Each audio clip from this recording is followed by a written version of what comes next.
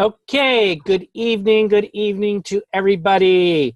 It is Thursday evening, July 11th, and welcome to Series 7 of Getting to the Root of It.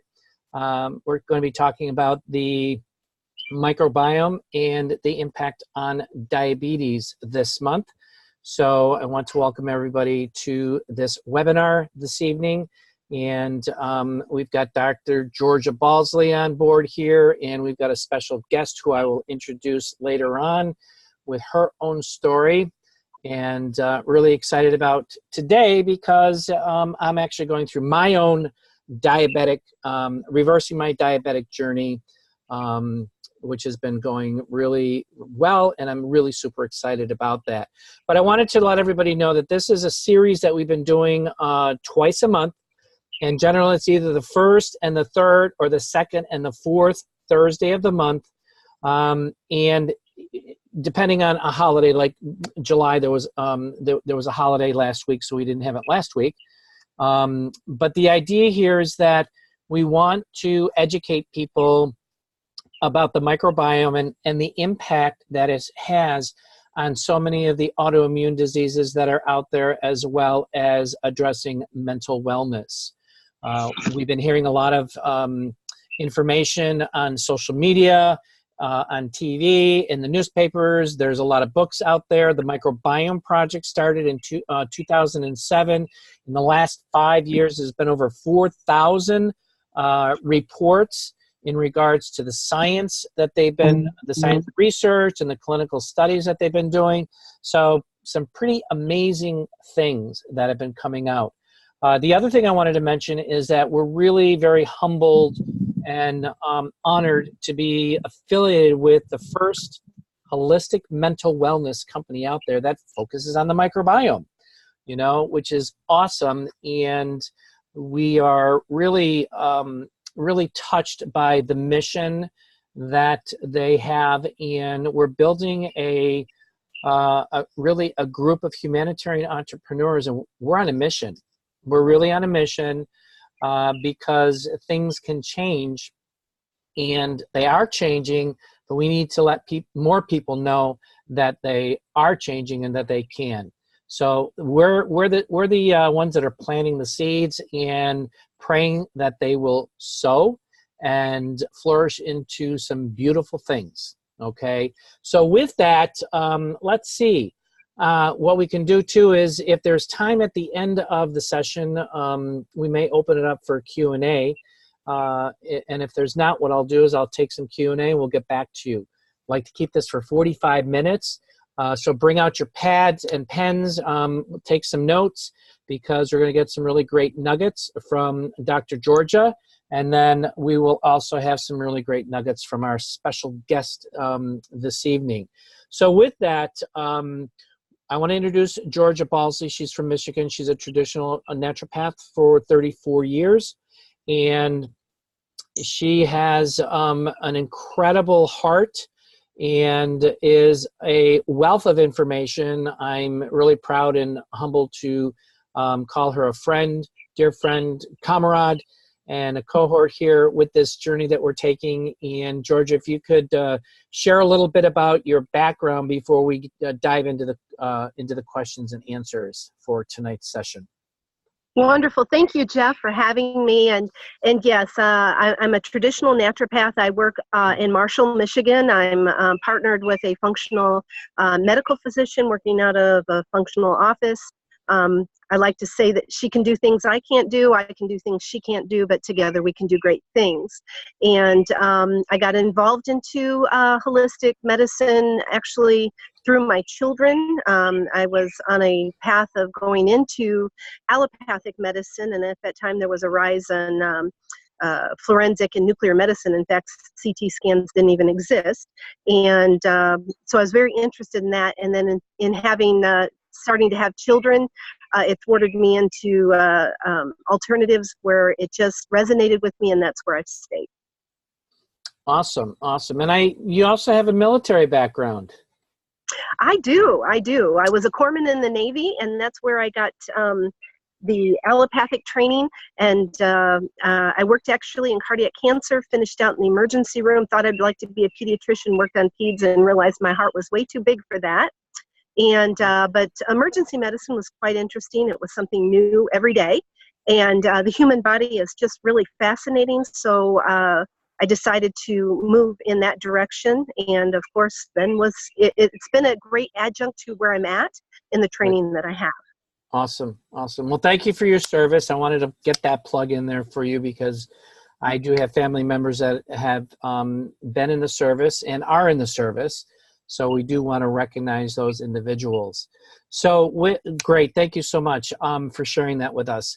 So first question that I'd like to ask you and share with those watching is, can you let the audience know what is the difference between type 1 and type 2 diabetes for those that don't know? Because there is a big difference. There is. You know, type 1 is a chronic condition where the pancreas produces little to no insulin, and it typically happens within adolescence. However, there are people later in life that can be diagnosed as type 1, but often it's in adolescence. And type 2, it's a chronic condition that affects the body's ability to process blood sugar or glucose. And the type 2, the body either doesn't produce enough insulin or it's become insulin resistant, and we see lots of that. Awesome. Yeah. So yeah, I'm it's not fortunate to have either or. No. But for those that don't know about type 2 diabetes, I am type 2 diabetic, and I found out after 15 years that you can reverse type 2 diabetes. You can't reverse type 1. And that's been my journey. And I'm on a mission to let type 2 diabetics know that you can reverse it. And it's with proper,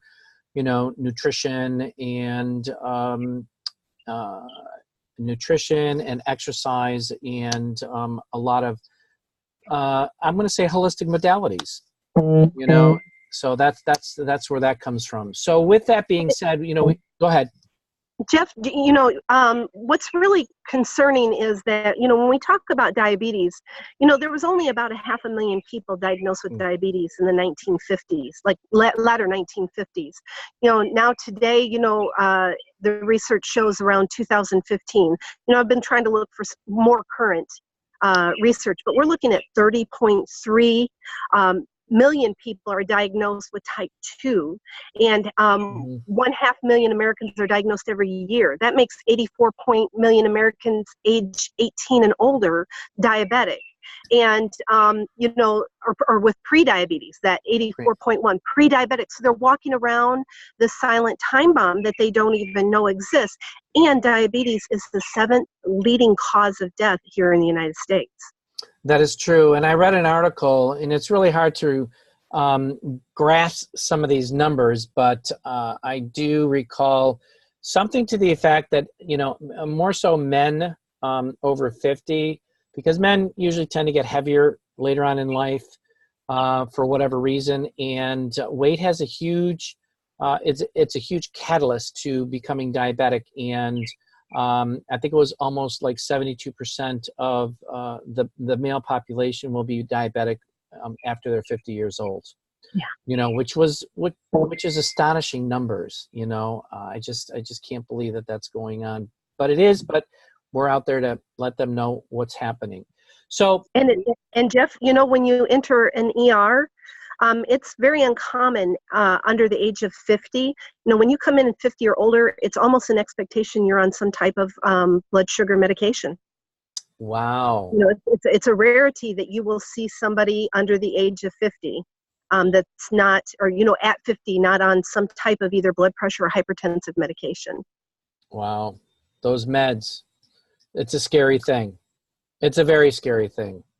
So with that, we're talking about microbiome. That's one of the hot topics today, which is really, really exciting. And but the microbiome has a huge our gut is our second brain, for those that don't know. And there's that connection between the gut and the brain, and it's connected with the vagus nerve, that makes the two of them talk, and share a little bit about how the microbiome, has that synergy and that connection to this, disease of diabetes.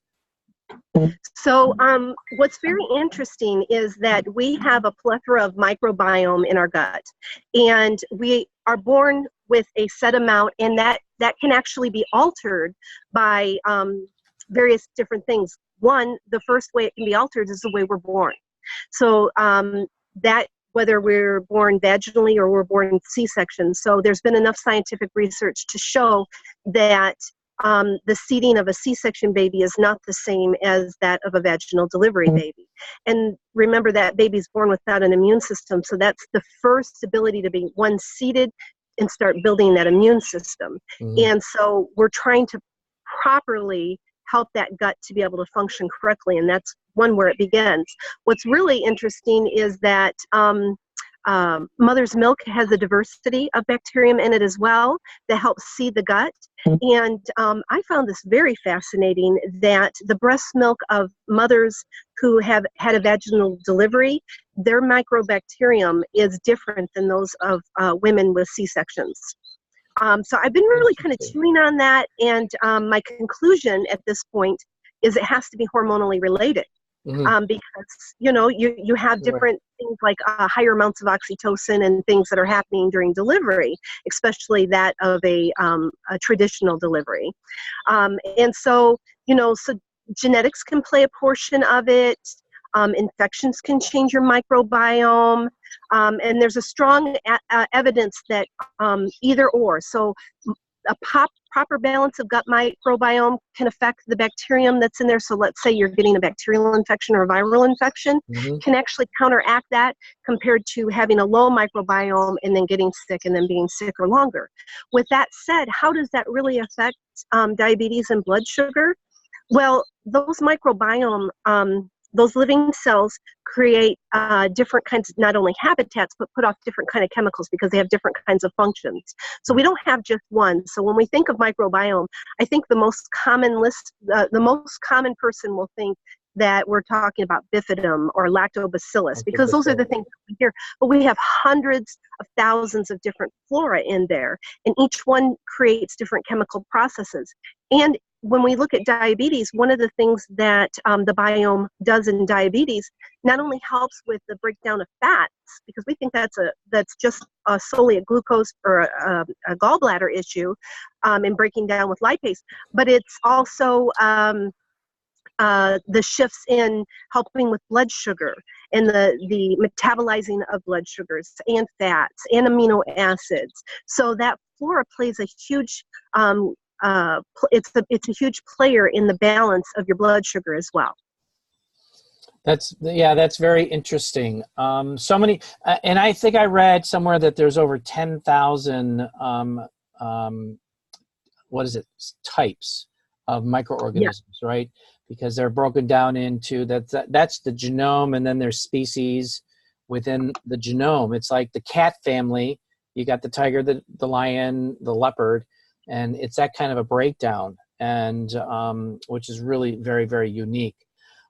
So that's the microbiome when it comes to addressing the diabetes. But the other, we talked just a little bit about as we get older, the overweight, the obesity, that span of overweightness. You're a little heavy, and then you're obese, and then you're severe obese. So talk about that transition and how that really, my understanding is that as you get heavier and heavier and heavier, your sugars really can spike really high, which then in turns will increase the A1C levels, which it can be very dangerous for people.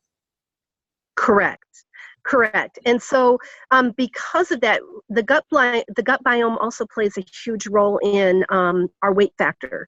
So when we start shifting that, diet plays a critical role in that, because really, the whole adage, we are what we eat, is really true. And so we will actually proliferate specific types of flora based on our diet. So if we're not eating a broad spectrum, more plant-based diet, higher in fibers, which is one of the issues, especially in diabetics, is not getting enough fiber, which helps aid in sugar, remove toxins, and also food for those little buddies, those little gut buddies. Yeah. You start having these probiotics, or these microbiome, I should say, that put out things like pro-inflammatory cytokines, and those will cause the body to go into a mode of protection. And one of the things that it does for protection is put on weight. And actually, thank God that it does that, because it could harm our body the opposite. But so we have these pro-inflammatory cytokines. It can increase insulin resistance because of the chemicals that it's put out, therefore having metabolic syndrome, because you're putting on the weight, the fatigue, all the issues with cardiovascular issues as well. It can't help you by having a disrupted microbiome, help with lipid production, so that lipids are fats, all the way down to simple things like amino acids, because we don't really realize that that microbiome plays such a huge role in pretty much every function in the body, because it's helping to create metabolites and different kind of endocrine hormones as well, Right. feed those pathways. Well, and the neurotransmitters that are created in the gut, which is 80% of the neurotransmitters, are down there, and that plays a huge role in autoimmune, the success of the autoimmune system, as well as the other systems, because every organ has its own microbiome, if you will, even our skin. So there's that connection and that synergy that they're communicating with each other and going out there and trying to protect our bodies from all these invasions of the bad bacteria. Right. All right, cool. Right. Cool. It's pretty interesting, pretty complex, that's for sure. And that that dude up there really put together a unique form here, that's for sure. The more I'm learning about this, it's just amazing. And it's even more amazing how we can really see what's going on and understand the complexity of our bodies. 500 years ago, we're two legs walking and eating and, pooping. So, yes. But so when it comes to, having a stable microbiome, what, I'm learning to stabilize my microbiome. Talk about when people go through that transition of going from, middle to high severity of diabetes and bringing that down and focusing on the microbiome. And I say body, brain, biome, because you're really incorporating three things here. You got to work on your body. You got to work on your brain, because you got to think differently to make those changes. And it's slow changes. It's not, you got to change overnight. It's a progression, if you will. And then as you're doing that, that all then goes to your biome, and it brings that biome from up here, and it brings it down to here. And then you're kind of like, I'm floating good. I'm floating really cool, man. So talk about that transition and what's the impact on people who are, trying to reverse their diabetes from a naturopathic's perspective. So one of the things that's really critical, diet is really critical. I mean, we can't expect microbiome to change if we're feeding it garbage, right? So it's important that we do that. And it's, to be helpful, people go like, oh, is this going to be a month? Is this going to be a year? Well, your microbiome can start changing within 48 hours. That's pretty impressive. Yeah. And so when we talk about that, start giving it the things so that it can start creating better life within the gut. Mm-hmm. And when it starts reacting correctly, so diet is one, making sure you're getting plenty of fiber is another, making sure you're getting, because the bottom line is we don't eat a lot of fermented foods, and eating some really good fermented foods, but adding some really great flora to the gut to help seed the gut, because most of us walk around with a depleted microbiome, and we need that help. Therefore, when it starts doing that, then it starts aiding in sugar metabolism. It helps with lipid metabolism, helps with bringing down those pro-inflammatory cytokines that we talked about. Right. And all of those have a direct response on not only the blood sugar values, but the A1C. Yep, absolutely.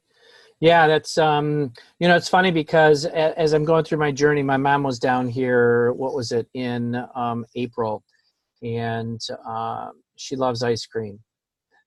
So, and I hadn't had ice cream in like 2.5 to 3 months. So I said, okay, fine, Mom, we'll go out for ice cream. I'm not going to have any. And, so she pushed and pushed and pushed. And I said, okay, fine, I'll have some. You know what? It did not sit well with me at all. I was shocked because I used to eat ice cream all the time. And I haven't had ice cream since she left. So it's amazing when you start cleaning your gut and, really introducing it to good, nutritious food, and you start introducing crap, the change and the impact that it has on your system. Yes. So it's pretty amazing. So last question before we bring our special guest on. There's a lot of talk and study, and more and more people are using probiotics, and which does have a profound impact on our gut flora. I'm learning that there's prebiotics, probiotics, and phytobiotics, and how they really play an important role to the microbiome. So can you talk a bit about the importance of getting, a good probiotic into your system to help those who are living with diabetes? Yes. So strains matter, right? Mm-hmm. So there's all kinds, when you go to the marketplace, there's just so many different types of probiotics out there, and we don't really know where to go. Usually we pick what we've been marketed to, what we see on television or what we see in ads, and we think we need that. But strains are extremely important because when I talked earlier about lactobacillus being, one of the most common probiotics, flora in the gut that's needed, there are different strains of that. So, some of the strains on the marketplace are actually designed for people who have diarrhea. So if you don't have that issue and you're using it, you could actually create constipation. So it's important to know what you put in your body. And so to put proper strains in reseeding, not to only help with things like those pro-inflammatory cytokines, reducing those, but to also help a proper neurotransmitter function. Because especially with diabetes does fall in the autoimmune category. Right. And so, we want to reduce that inflammation and help that gut function correctly. When the gut functions correctly, then the body it just falls into place. It is the first place we should be targeting in anything when we look at any kind of health issue. That's correct. That's great. Well, thanks for sharing that. That's awesome. So, thank you, Dr. Georgia. And I am now going to be bringing on Kristie Samudio. And Kristie, I'm going to read her a quick introduction to Kristie. She's from Irvine, California. And she's a native California, lucky gal you. And she's a mother of an awesome 10-year-old Jordan. And she is the wife to Anthony, and is about to celebrate 20 years of marriage. Yay! Congratulations! That's awesome. That's awesome. So Kristie's been in the business world for 25 plus years, okay? And she is currently a corporate executive. And aside from family time, she loves to travel and has visited 40 of our beautiful states, and has been to England and Spain. I've been to England, not Spain yet. That's on my list. And is looking forward to exploring more of the world with her family. So I'd like to welcome Kristie to the call tonight. Welcome, Kristie. Thank you. Thank you for having me. I have to say before I start on my journey that I wish I had Dr. Georgia before my journey started. It would have been completely different then. Because a lot of what she's talking about is definitely stuff that I learned along the way, and I wish I had learned earlier. So my journey began about 6 or 7 years ago when I was sitting in my doctor's office, and he told me that my cholesterol levels were a little bit high, and that I was going to have to start taking medication for it. And my immediate reaction to that was, well, what can I do to get off the medication? If I improve my numbers, could I not take the medication anymore? And his response at the time was no. Statistically speaking, this was his explanation, that most people try to make changes, but they're not really sustainable changes. And then when you go back to your old ways, you end up putting your life at risk. And I look back on that, and shame on me for not pushing back and for not doing a little bit of research on my own. Also, for just not advocating well for myself. I wish I had asked more questions and done a little bit more research. So after years of taking statins, which is the medication you take for cholesterol, I found myself suffering from fatigue, memory problems, back pain, muscle aches, all of which at the time I chalked up to age. I figured I'm getting older, these things happen. People told me these things would happen.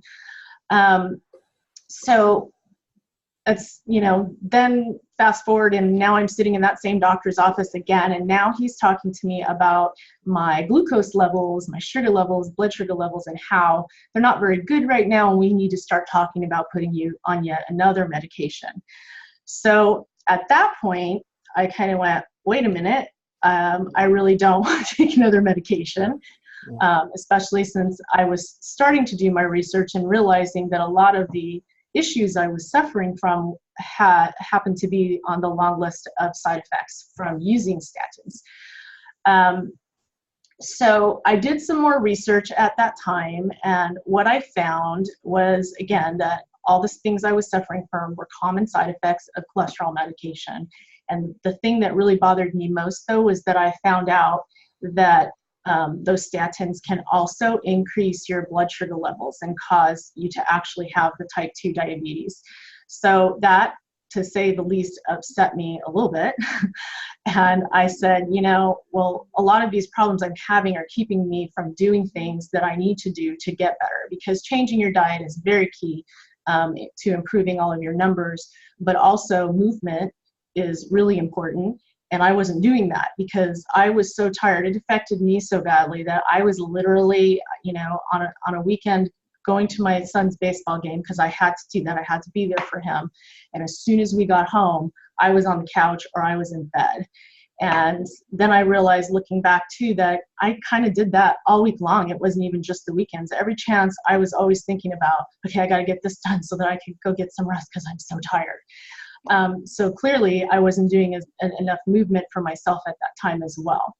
Additionally, if I start taking these meds for diabetes, I was in a pre-diabetic state at that point, I'm looking at possible kidney complications, weight gain, all sorts of stuff, right? So I thought, no way, I'm not going through this again. I need to ask more questions. I need to push back. And I knew I needed to do something different this time. So I began taking some holistic mental wellness plant-based supplements back in 2017. These supplements focused very much on the maintenance of brain-gut health, which through my research as well, I figured out was something that was going to be key to my health. So once I started taking these supplements, I started feeling improvement in energy. I felt a lot more mental clarity, because that was another thing. I had a lot of brain fog going on when I started taking the cholesterol medication. I was sleeping better and just generally feeling happier. And the gut health made a huge difference for me. So in the latter half of 2018, I had a new doctor at this point, and she and I discussed, a plan for me, and she was going to give me 6 months to, change my habits. We stopped me taking the cholesterol medication, and she said, if I couldn't improve within that 6 months, that I would have to still talk about possibly using maybe a different type of medication so that the side effects weren't quite as strong. So over the next 6 months, I made small adjustments. I made small adjustments in my diet. I made small adjustments in movement. Again, I explained earlier about my lack of energy and everything, again, due to due to taking the cholesterol medication. So I started out small. The supplements I found kind of helped me rewire my brain. So like Dr. Georgia mentioned earlier, or maybe it was Jeffrey, I'm not sure, but somebody mentioned earlier that the more that you're eating the plant-based foods and putting the good nutrition in your body, the more I was craving those foods versus the foods that I had always loved. Ice cream is one of my favorites too. But the key thing that I did too is, again, I made it small adjustments, because if I had done what Jeffrey did and just said, I'm just not going to have ice cream anymore, for me, that's all I'm going to focus on. At that point, all I'm thinking about is the next scoop of ice cream I'm going to have. So what I did instead was I said, you know what, if I feel like having it, I'm going to have it a little bit and get that out of the way, and then just move on and make my next choice better, right? And that's what I did. And I found after an extended period of time, I didn't really want the ice cream that much anymore. And when I did have it, like Jeffrey, I was like, you know, that really wasn't that satisfying, and it sure didn't make me feel better. So over time, that helped me too. So fast forward towards the beginning of this year, and I got my blood test done, went in for my results, and all of my numbers went down significantly. Some of them went back into normal range, which was fantastic. And the additional side effect I had was that I went down 2 sizes. And I actually didn't really think, I knew I was a little bit overweight, but I really didn't think I was that overweight until I realized all of a sudden I'm down 2 sizes. I could probably, even right now, still go down another size. And we're working towards that now since that milestone. The best part of all of this is, again, the lifestyle is really easy to manage. I don't count calories. I don't journal. Kind of don't want to spend my time doing those things. I do make sure that I take my supplements consistently, and I strive to, and I use that word strive for a reason, I strive to do 2 out of 3 meals plant-based. Sometimes it's only 1 out of 3, but I do make sure that all of my meals contain some kind of plant-based food. So that's helped me tremendously. And then again, the other thing is movement. I say movement instead of exercise, because you don't need to go out and buy an expensive gym membership unless you really love that, then you should. But if that's not really your thing, that's okay. Look for other ways, to have movement in your day, every day, at least 30 minutes.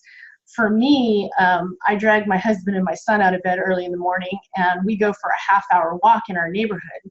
And I'm not talking about a power walk. I'm just talking, a walk together. We take the dog with us. We live in a neighborhood that has lots of hills, so it helps get the heart rate up a little bit. And I do other things, like I play Frisbee with my son in the park. I will help him practice for baseball or basketball. All fun things, and it gives me family time, and I enjoy that much more than going to the gym. It's just my thing. There's swimming, there's biking, housework counts, all those things count. It's just get up and move and do it for a certain period of time every single day, at least a few times a week. But if you can manage to get it in every day, it's really not as hard as you think to do. It's really, really important. So, and the more time you spend doing those things, the more you find yourself doing. It's pretty amazing how much things changed for me. I went from being that person who was a couch potato, and I'm now suddenly, I'm always looking for stuff to do, some fun stuff on the weekends with my son or friends or whatever. I lost a lot of me in that whole process, in that journey, because I used to be that active person. And again, somewhere along the line, started to take those medications, and it just completely affected my lifestyle as well as my health. So if you're taking medications of any kind, I think do your best. Work with your doctor to try to reduce those medications or hopefully eliminate them. I do think medications are important for some folks to help get things under control. And then once that's under control, work with your doctor to try to reduce those things. Don't take no for an answer. Do your homework, ask questions. It's really, really important.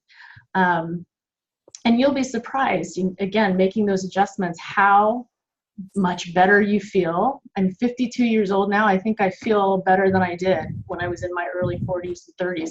I think I'm just as active too. So go out there and do that. It's worth it. I promise. Awesome. And that's my story. Awesome. Thank you, Kristie.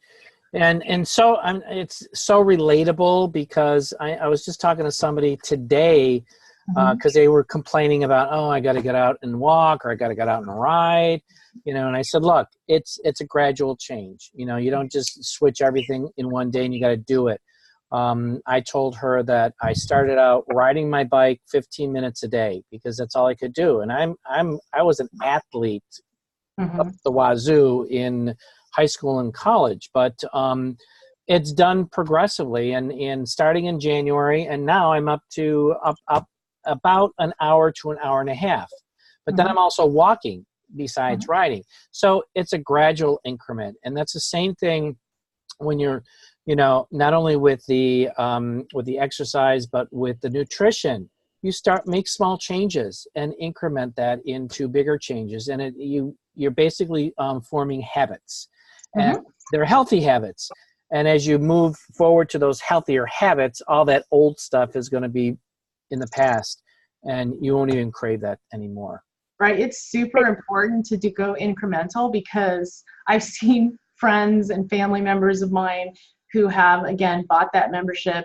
They were all gung-ho. They go to the gym. They do this strenuous workout. And then for the next 3 days, they're laid out because they can't move. Right. You can't do that to yourself. It's not healthy. Yeah, absolutely. Absolutely.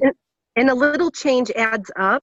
So even in our practice, within 30 days, just applying a little bit here and there, our patients already start seeing shifts and changes, which are positive. So that, that gives you the incentive to continue. And, we've said all along, really, type 2 is a dietary disorder. We've got to change what we're doing, and we can overcome it if we really put our mind to it. But it doesn't have to be something that's creates a burden, like you said, Kristie. Just a little bit here and there, and just keep adding to it daily, and you can see the shifts. Awesome. That's great. That's great. So, I want to thank Dr. Georgia Balsley, and I want to thank Kristie Samudio from Irvine, California, for jumping on tonight. This is our first series of this month for Diabetes 1. So this is Series 7. Series 8 will be part 2 of the diabetes collection here, which will be the 25th of July. So stay tuned and watch on Facebook for those announcements.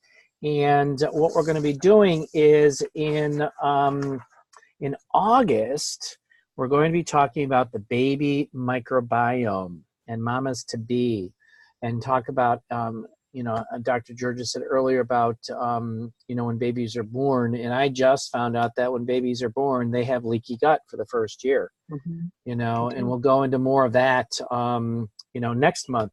But that's where it starts, is when you're born, you got to start working on that gut back then. So the idea is now to move forward and communicate this information for those new moms and the next generations to come. And lucky for them, they'll probably live till they're 200 years old. But that's a good thing. Okay, so thank you all for coming. Thank you for the guests that came on. We are pushing to 8:15. I want to leave it at 45 minutes. And if you have any questions, please reach out to the individual who invited you here. We'll get those questions answered for you. And I want to thank everybody for coming on. All right. Wishing everybody a great and blessed evening. Thank you. Have a great night. Okay. Good night. Bye.